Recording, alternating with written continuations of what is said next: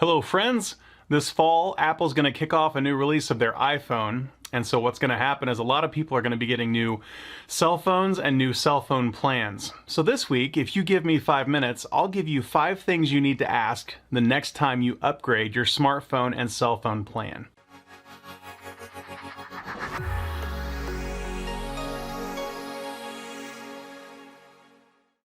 Sadly, a lot of these tips come from people that I've heard stories that have had problems with this stuff, that they're paying too much on their cell phone plan, that they're paying for devices they don't even have that are on their cell phone plan, and they're locked into payments on their cell phone forever. It's called a forever lease.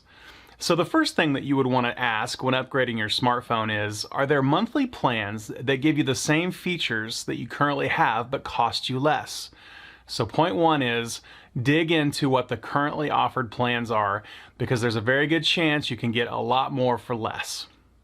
The second tip is, if you do installments on your phone, what does that look like? Is this a forever lease? Typically, most carriers do a 24-month-ish period if you do installment plans, and they spread the cost of your new phone out over 24 payments.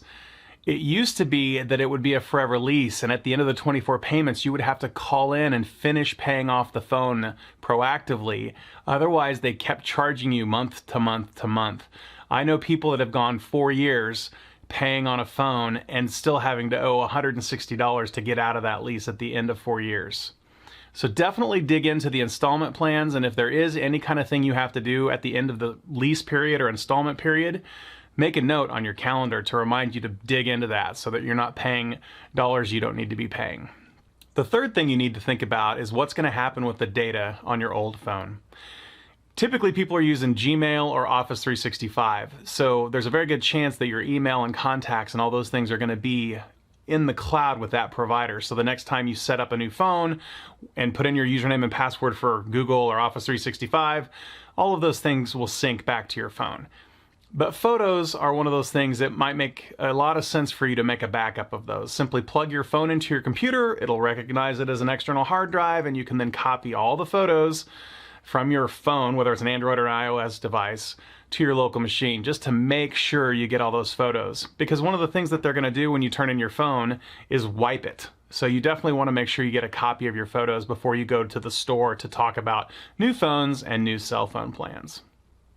The next thing to ask is, what does unlimited really mean? A lot of times people tout this thing that they're going to give you unlimited data, unlimited calling, and all this stuff.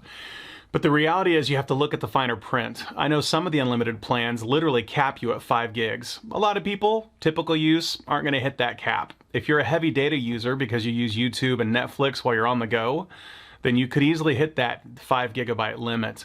And I've seen them jump from 5 gig to 50 gig just by going up one tier in the plan. So it's worth looking at what unlimited looks like. I think the simple answer for you, though, is start with the lower plan and see if you feel any difference, if you're noticing it buffering and things like that. If you're not noticing it buffering, stay on that plan.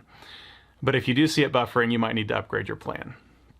And the last question I get a lot is, the insurance worth it to protect your device? Most carriers charge anywhere from $10 to $20 per device on the network for insurance.